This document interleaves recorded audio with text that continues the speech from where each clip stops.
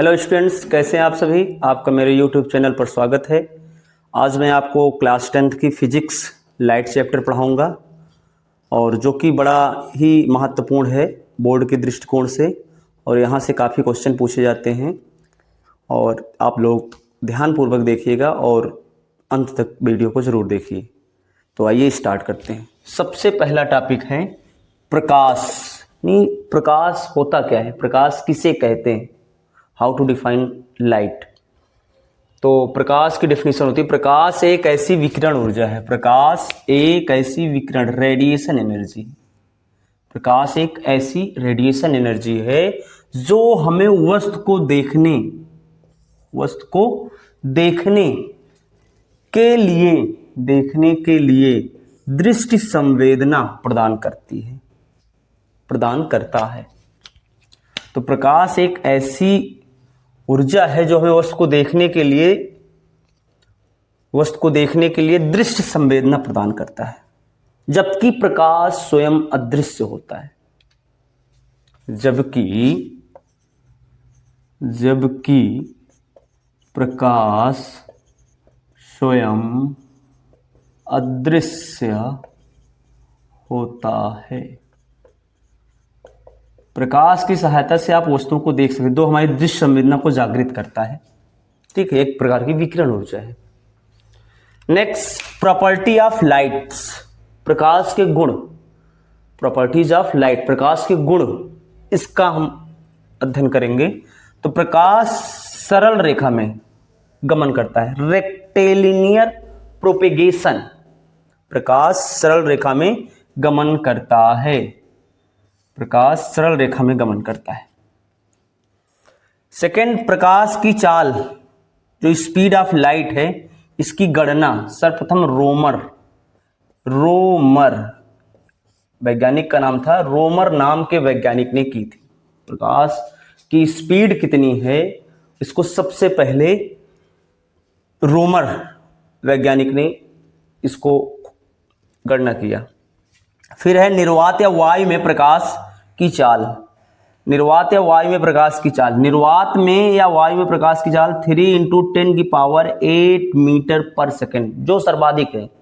प्रकाश की चाल निर्वात या वायु में सर्वाधिक होती है, 3 × 10⁸ मीटर पर सेकेंड। जल में प्रकाश की चाल 2.25 ×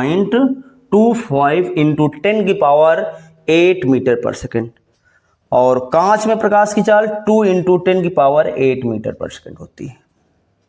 नेक्स्ट, प्रकाश का परावर्तन, अपवर्तन, व्यतिकरण, विवर्तन, ध्रुवण होता है। यानी रिफ्लेक्शन होता है, रिफ्रैक्शन होता है, इंटरफेरेंस होता है, डिफ्रैक्शन होता है, पोलराइजेशन होता है। प्रकाश में ये सारी चीजें होती हैं। प्रकाश विद्युत चुंबकीय तरंग EMW, इलेक्ट्रोमैग्नेटिक वेव है। प्रकाश वैद्युत चुंबकीय तरंग है। प्रकाश एक अनुप्रस्थ तरंग है। प्रकाश एक अनुप्रस्थ ट्रांसवर्स वेव है। प्रकाश एक अनुप्रस्थ तरंग है। तो ये प्रकाश के कुछ महत्वपूर्ण गुण हैं। इसके अतिरिक्त भी बहुत सारे प्रकाश के गुण होते हैं, जैसे प्रकाश फोटॉन के रूप में चलता है। प्रकाश जो होता है डुअल नेचर, द्वैतीय प्रकृति को प्रदर्शित करता है। तो ये आगे की क्लासेस में हम स्टडी करेंगे, जब 11th-12th में पहुंचेंगे, वहां पर बहुत ज़्यादा इसको विस्तार से पढ़ा जाएगा। तो 10th में यही सब कुछ है। गाइज, हमारा अब नेक्स्ट टॉपिक है रिफ्लेक्शन ऑफ लाइट। प्रकाश का परावर्तन क्या होता है, प्रकाश का परावर्तन पढ़ने वाले हैं। तो प्रकाश का परावर्तन जो होता है, जैसा कि इस चित्र के माध्यम से बताया भी गया है, इसकी आप डेफिनेशन नोट कर लें, मैं आपको बोल रहा हूँ। प्रकाश का परावर्तन एक ऐसी प्रक्रिया है जिसके अंतर्गत जब प्रकाश एक माध्यम से दूसरे माध्यम में स्थित किसी चिकने चमकदार सतह से टकराकर पुनः उसी माध्यम में वापस लौटता है, तो इस घटना को प्रकाश का परावर्तन कहते हैं।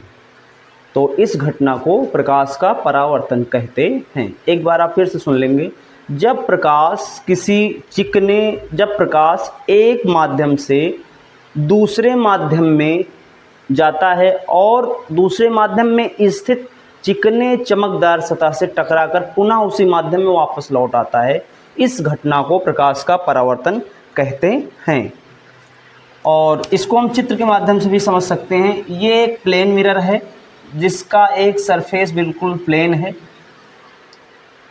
ये प्रकाश की किरण इंसिडेंट रे है, आ रही है, इस बिंदु से टकराई, जहाँ से टकराई उसको बोला जाएगा आपतन बिंदु, पॉइंट ऑफ इंसिडेंट, और टकराकर पुनः उसी माध्यम में वापस लौट गई। रिफ्लेक्टेड किरण रे, परावर्तित किरण, और इस आपतन बिंदु से एक अभिलंब भी खींचा गया है। इस प्रकार से आप देख रहे हैं आने वाली यानी आपतित किरण यहाँ से टकराकर पुनः उसी माध्यम में वापस लौट रही है। चमकदार सतह है, चिकनी चमकदार सतह है, परावर्तित किरण है ये। तो इसी घटना को हम प्रकाश का परावर्तन कहते हैं। और इस फिगर को आप बना सकते हैं, बना लीजिए इस चित्र को आप, ठीक है, बना लिए होंगे उम्मीद करते हैं। तो ये प्रकाश का परावर्तन होता है। प्रकाश की जो आपतित किरण है, आने वाली किरण, और अभिलंब के बीच का कोण जो होता है आई को कहा जाता है आपतन कोण। और जो परावर्तित किरण है अभिलंब के बीच का जो कोण होता है उसे कहा जाता है परावर्तन कोण, R, angle of reflection, and ये है आई, एंगल ऑफ इंसिडेंट। तो प्रकाश का परावर्तन ये होता है।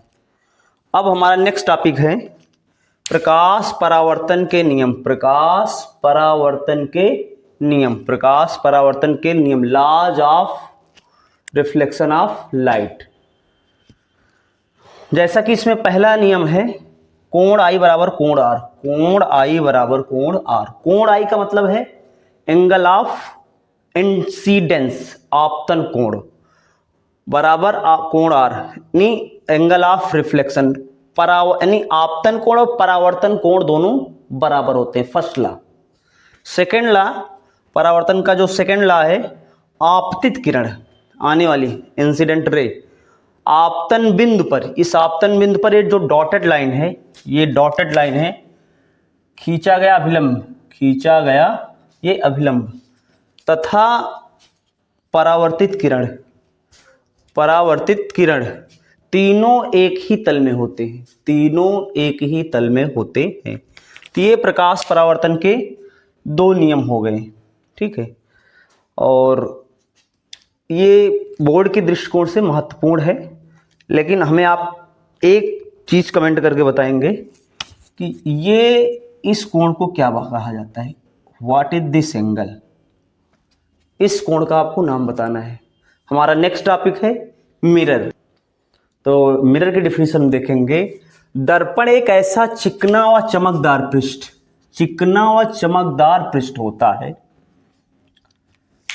जो उस पर पड़ने वाले प्रकाश, उस पर पड़ने वाले प्रकाश को परावर्तित करता है, रिफ्लेक्ट करता है, एवं वस्तु के प्रतिबिंब, वस्तु के प्रतिबिंब बनाने में सहायता करता है। दर्पण क्या है? चिकना एवं चमकदार पृष्ठ है जो उस पर पड़ने वाले प्रकाश को परावर्तित कर वस्तु के प्रतिबिंब बनाने में सहायता करता है। ये होता है दर्पण। दर्पण के प्रकार, टाइप्स ऑफ मिरर। मिरर कितने टाइप का होता है? मिरर बेसिकली दो टाइप का होता है। एक है समतल मिरर, समतल दर्पण, प्लेन मिरर। सेकंड है गोलीय दर्पण, स्फेरिकल मिरर। समतल दर्पण जो होता है जिसका परावर्तक पृष्ठ समतल होता है, एवं गोलीय दर्पण एक ऐसा दर्पण होता है जिसका परावर्तक पृष्ठ गोलीय होता है। समतल दर्पण, आइए देखते हैं समतल दर्पण। समतल दर्पण के बारे में देखते हैं। समतल दर्पण जैसा कि ये बनाया गया है, समतल दर्पण, इसका परावर्तक पृष्ठ जो है वो प्लेन है, बिल्कुल परावर्तक पृष्ठ बिल्कुल प्लेन है, ठीक है। और यहां पर समतल दर्पण की कुछ स्पेसिफिकेशन हमने स्पेशली लिख दी है जो बोर्ड के एग्जाम में पूछी जाती है। फर्स्ट है फोकस दूरी, फोकल लेंथ। समतल दर्पण की जो फोकस दूरी होती है इनफाइनाइट होती है। और वक्रता त्रिज्या, आर जो है वक्रता त्रिज्या है, वक्रता त्रिज्या भी उसकी इनफाइनाइट होती है। समतल दर्पण की जो वक्रता त्रिज्या होती है वो भी इनफाइनाइट होती है, इस चीज को ध्यान रखिएगा। एवं समतल दर्पण जो वस्तु का प्रतिबिंब बनाता है वो आभासी होता है, सीधा होता है एवं वस्तु के बराबर होता है। Virtual erect and image size equal object size होता है। इस चीज को ध्यान रखना है। समतल दर्पण की ये दो स्पेसिफिकेशन विशेष है जो बोर्ड के एग्जाम में पूछी जाती है। इसके अतिरिक्त भी है कि जैसे हम दर्पण की समतल दर्पण की ओर v स्पीड से v मीटर पर सेकंड की स्पीड से दर्पण की ओर जा रहे हैं, तो उसमें हमारा जो स्पीड होगा दर्पण में हमारी स्पीड होगी वो 2v डबल हो जाएगी, ट्वाइस 2 गुना हो जाएगी। और किसी भी वस्तु का पूर्ण प्रतिबिंब देखने के लिए जो समतल दर्पण का जो लेंथ होना चाहिए वो वस्तु के साइज का जो है वो डबल होना चाहिए, वस्तु के साइज का आधा होना चाहिए, वस्तु के साइज का आधा होना चाहिए। और इसके अतिरिक्त पार्श्व उल्टा, यहां पर एक चीज आप जरूर ध्यान रखिएगा, एक चीज, ये पार्श्व उल्टा होता है। पार्श्व